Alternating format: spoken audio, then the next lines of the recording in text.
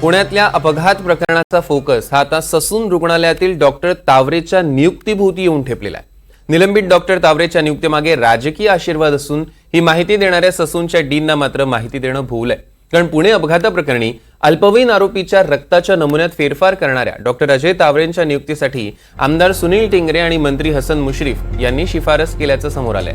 आणि याबाबतची माहिती देणाऱ्या ससून रुग्णालयाचे डीन विनायक काळे यांना तातडीनं सक्तीच्या रजेवर पाठवण्यात आलं। डॉक्टर अजय तावरेला आमदार टिंगरे आणि मंत्री मुश्रीफांच्या शिफारशीवर पुन्हा सेवेत घेतल्याचं वक्तव्य डॉक्टर विनायक काळेंनी केलं होतं। ससून रुग्णालयातील अनेक प्रकरणांमध्ये डॉक्टर तावरेला दोषी ठरवण्यात आले, शिवाय त्यांचं निलंबनही करण्यात आलं होतं। मात्र आमदार सुनील टिंगरेंच्या शिफारस पत्रावरून मुश्रीफांनी त्यांची पुन्हा नियुक्ती केल्याचं कळतंय। दरम्यान आता ही माहिती समोर आणणाऱ्या डॉक्टर काळेंनाच सक्तीच्या रजेवर पाठवण्यात आलंय। दोन दृश्य आपण बघतोय, आमदार टिंगरे मंत्री मुश्रीफांची शिफारस आणि दुसरीकडे डॉक्टर तावरेंची नियुक्ती। डॉक्टर काळे सक्तीच्या रजेवर गेलेले आहेत।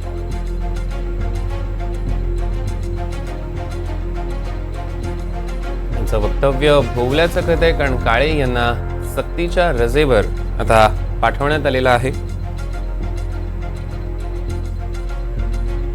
ससूनचे डीन डॉक्टर विनायक काळे आता सक्तीच्या रजेवर।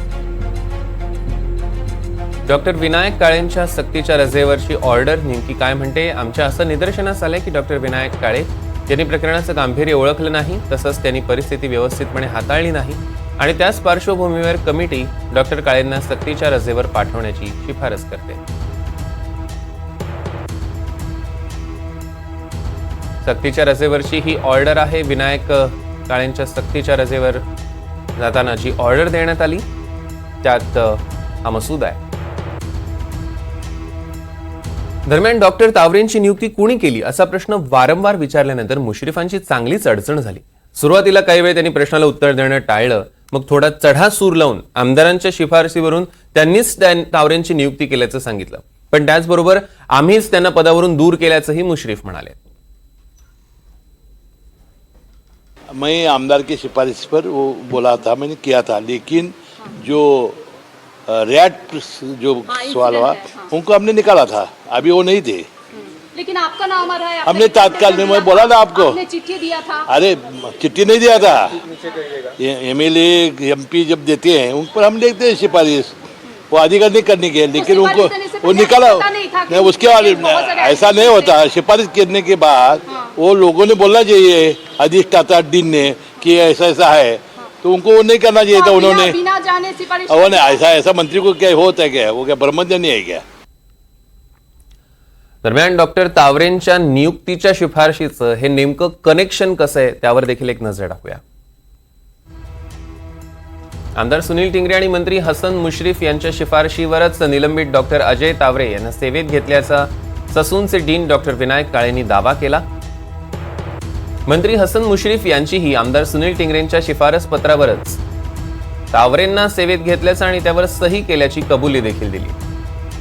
आमदार सुनील टिंगरे यांनीच आरोपी विशाल अग्रवाल, त्याचा आरोपी असलेला अल्पवयीन मुलगा यांना वाचवण्यासाठी प्रयत्न केल्याचा आरोप केला आणि त्यासाठी पोलिसांवर दबाव टाकला। ससूनचे डॉक्टर अजय तावरे आणि डॉक्टर श्रीहरी हरनोळ यांनी अल्पवयीन आरोपीचे अल्कोहोल घेतल्याचे ब्लड सॅम्पल्स बदली केल्याचा आरोप होतोय।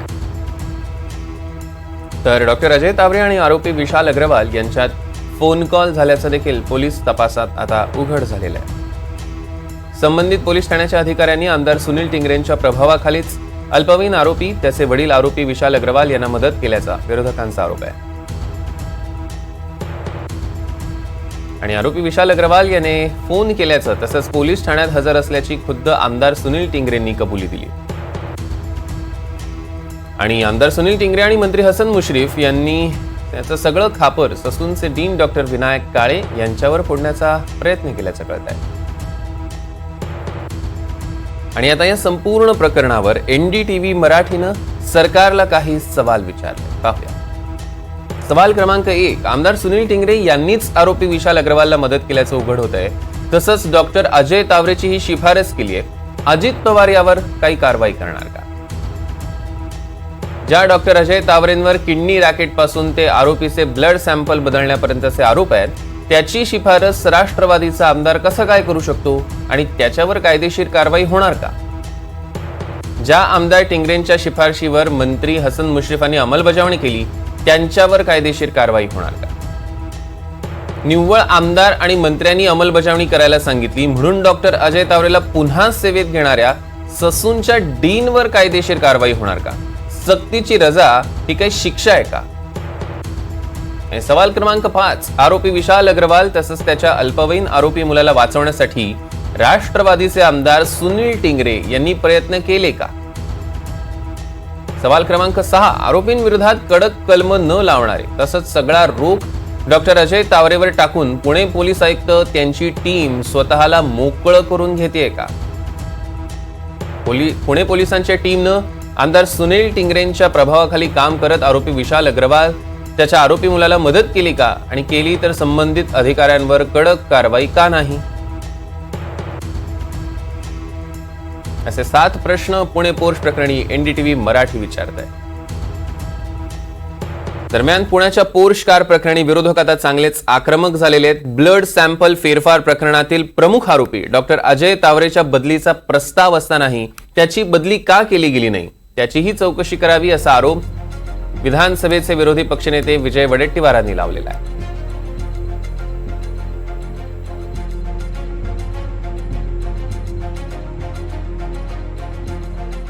मी काय म्हणतोय, आता पत्र दिलं त्यापेक्षाही मी सांगितलं की यापूर्वी आरोग्य संचालकांनी यांना किडनी ट्रान्सप्लांटमध्ये ते उंदीर चावल्याने मृत्यू झाल्या प्रकरणामध्ये हे सगळी चौकशीमध्ये ते तावरे दोषी आहेत, त्यांना बदललं पाहिजे, त्यांचं निलंबन केलं पाहिजे, त्यांच्यावर डी सुरू केली पाहिजे असा अहवालच दिला आहे.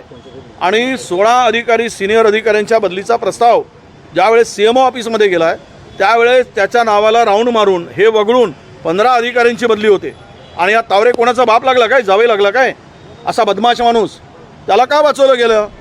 तर हे सगळे यामध्ये मोठमोठे नेते, त्यांचा आशीर्वाद या तावरेंच्या पाठीमागे आहे, म्हणून हा बदमाशी करत होता तिकडे.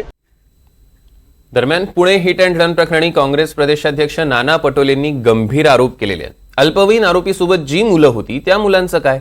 अपघाताच्या वेळी पोर्श कारची दुसऱ्या एका कारशी रेस लागली होती, इतर मुलांची नावं का दडवली जात आहेत असा सवाल नाना पटोलेंनी विचारलेला आहे. त्या गाडीमध्ये कोण होते त्याची अजूनपर्यंत त्या मुलांची नावं पुढे आली नाही. त्या मुलांची अजून नावं पुढे आली नाही. का नावं लपवली जातात? आणि आपल्याला माहितीसाठी सांगतो की ज्या पबमधून ही मुलं निघाली, 2 गाड्या यांच्याजवळ होत्या, त्या गाड्यांची रेस लावली आणि हे रेस लावल्यामध्ये जी पुढे गेलेली गाडी जी होती त्या गाडीच्या पुढे जाण्याच्या चक्करमध्ये या गरीब माणसांना गाडीच्या खाली कुचलून मारण्याचं पाप या लोकांनी केलं. दरम्यान पुणे पोर्श अपघाताप्रकरणी कुणालाच सोडणार नाही अशी प्रतिक्रिया देवेंद्र फडणवीस यांनी दिली. पुणे कार अपघात प्रकरणात योग्य प्रकारची कारवाई सुरू आहे, मात्र काही जण या प्रकरणात राजकारण करतात, त्यांचा पर्दाफाश लवकरच होईल असा इशारा उपमुख्यमंत्री देवेंद्र फडणवीस यांनी दिला. गुना में जो घटना घटी है उसके बाद मैंने तुरंत जाकर वहां बैठक की थी और उस समय मैंने कहा था हम किसी को छोड़ेंगे नहीं और लगातार इसके तहत तक हम जा रहे हैं. हर व्यक्ति का नकाब उतारने का काम यहाँ पर हो रहा है. जो थोड़ा भी लिप्त है, थोड़ा भी संलग्नित है, ऐसे सभी को हम लोग उनके ऊपर कार्रवाई कर रहे हैं. किसी को हम छोड़ेंगे नहीं.